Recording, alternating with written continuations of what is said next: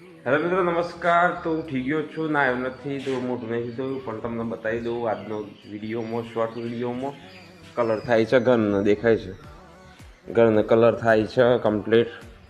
પછી બાકી છે કલર થવાનું, અંદર થઈ ગયો છે, આ સાઈડ થઈ ગયો, દેખાય છે, આ દેખાય છે, આ સાઈડ કલર થઈ ગયો છે.